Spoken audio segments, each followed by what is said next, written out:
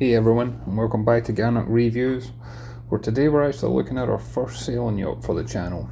And today we're looking at a 2003 Bruckmann 50 motor sailor. Being from Scotland, I'm used to being around motor sailors.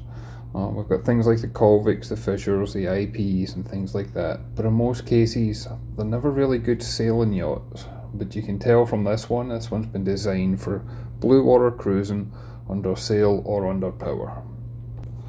The owners have lived on this yacht for 3 years and have cruised the east coast of America and down into the Caribbean. And as you can see from the video, everything has been maintained to a very high standard. As we step on board, I like the fact that the decks are very clear. There's strong handrails throughout, and with only approximately 15 knots of wind, you'll get cruising speeds of around 10 knots.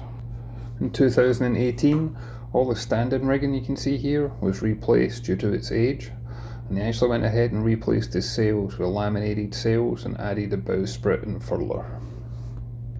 At the bow here we've got a Maxwell dual direction windlass, and this can be controlled both at the windlass and also at the main helm.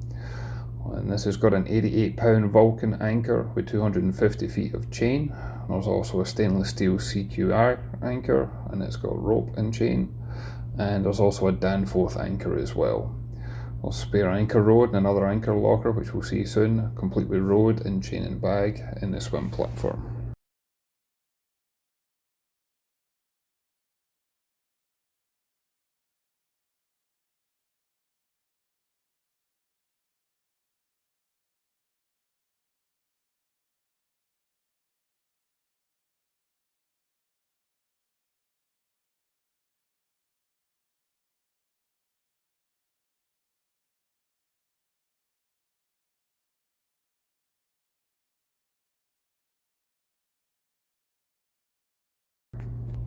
As we make our way back to the aft cockpit, you'll see that there's a bimini cover that has been installed recently, and this has actually been upgraded, and it includes solar panels on the top of the bimini cover, which is especially helpful when you're at anchor.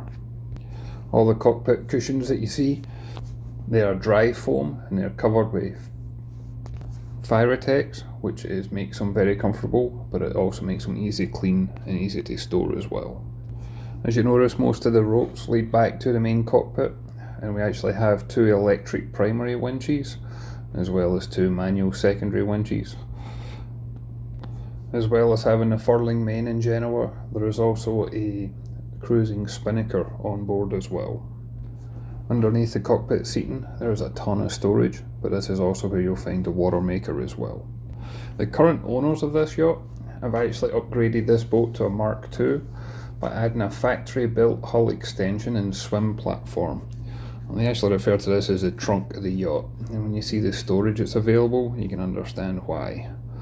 And I'd like to point out there's a gas strut on this hatch that needs replaced. I normally wouldn't point that out in the video, but the only reason I'm doing it is because the entire time I was on the yacht, that's the only thing I could find that needs upgraded. Everything that's meant to be varnished, painted or polished has been. The engine's serviced, the generators are serviced, every light works, all the accommodation's immaculate, the electronics have been upgraded, sails have been replaced. The only fault I could find in the entire yacht was the gas strut for this hatch. Underneath the cockpit is also where you'll find the Northern Lights generator. This has got less than 200 hours on the clock and was actually installed in 2017. And this comes with a water separator exhaust system as well. As soon as I stepped into the main accommodation area, I loved the headroom that was on board. I'm approximately 6'2" and I had no problem at all. This is a very bright and airy pilot house, and if you notice there's a strong grab rail straight down the middle of the roof, so that regardless of the sea state or the angle of the yacht, you've always got somewhere to hold on to. The owners actually admitted to me that whenever they're manoeuvring the boat in the marina, or while they're out at sea, the majority of the time they actually sail this boat from inside. And as such, in 2018 they replaced the main plotter, the radar, the wind and depth, speed and direction. And you also have VHF radio, AIS transponder and things like that. As we move forward on the port side, you will find the galley on board, As I said, the owners lived on here for 3 years, and everything you could possibly need is here. You've got 12-volt Seafrost refrigerator and freezer, you get front and top loading refrigeration, you get separate freezer access, you've got a microwave oven, you've got the Korean countertops, you get double stainless steel sinks, and plenty of storage for things like your plates and cups and things, but also for your groceries as well.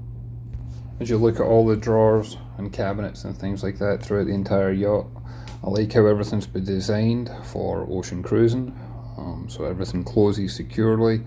Those little edges on the shelves and things to make sure nothing can fall out of place, and everything seems to serve a purpose on board.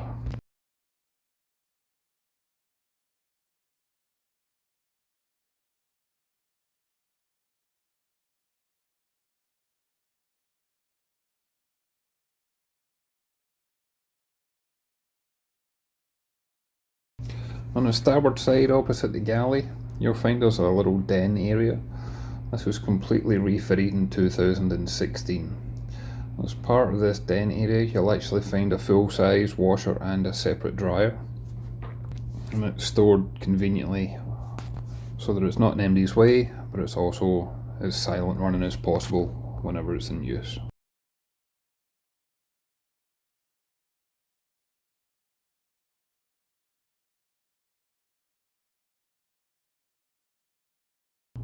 This den area does have a very comfortable seating area, but this seating area actually pulls out and becomes a double berth.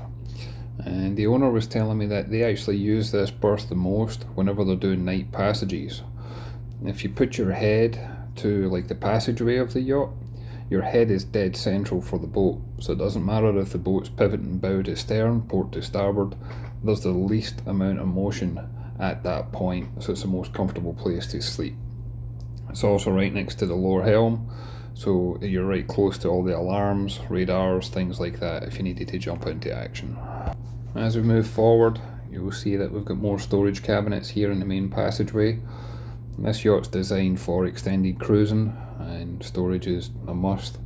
So anywhere you can find a way of having safe storage, this yacht has it. And again, you'll notice that these doors actually lock into place, so that if you are ever in rough seas or the yacht's ever at an angle, nothing's going to fall out of here and get damaged.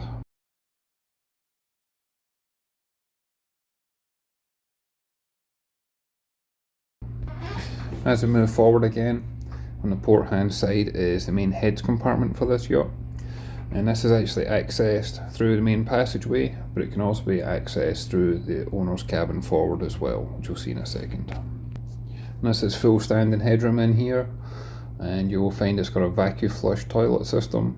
There's a sink, there's a storage, it's got the shower here as well. And then you've got the owner's stateroom forward, and this has got a spacious island queen bed. There is both plenty of natural and artificial light. There's also plenty of opening hatches to bring in extra ventilation. I was really impressed with how much storage there was in this cabin. You've got hanging locker spaces, you've got drawers, you've got cabinets.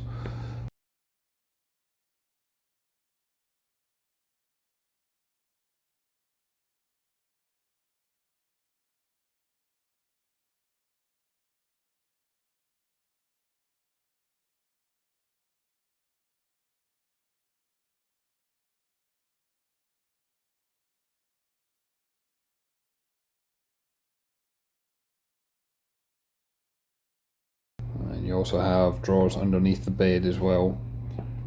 Again, this was just designed to be a long distance cruiser, and obviously you need plenty of clothes and personal belongings for the trip. As well as all the storage spaces we have here, I noticed that on the starboard side you've got a little seating area, and underneath that seating there's actually the controls for the bow thruster that has been installed on this yacht. And the bow thruster is operated from both helm stations, so if you want to do it from the outside cockpit or if you want to do it from the wheelhouse, you've got access at both stations. Behind the door into this cabin is also control for the air conditioning unit.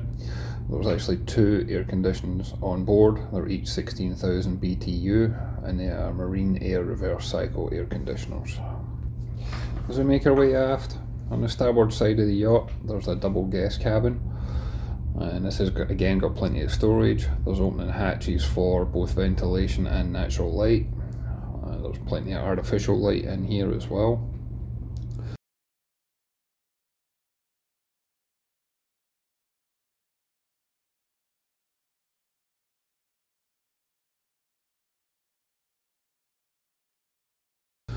And it's got a little vanity unit here with a wash hand basin.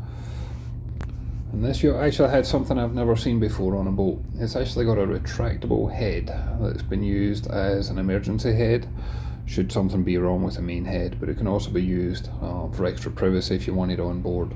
Well, this is stored underneath the sink that you see here, and it just pulls out on a little tray, and then it can be locked away again whenever it's not in use.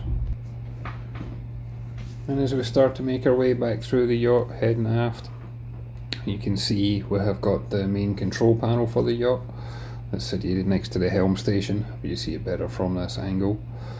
And everything's clearly labelled, easily identified, so whenever you need to switch anything on, especially in an emergency, you know exactly where to go to.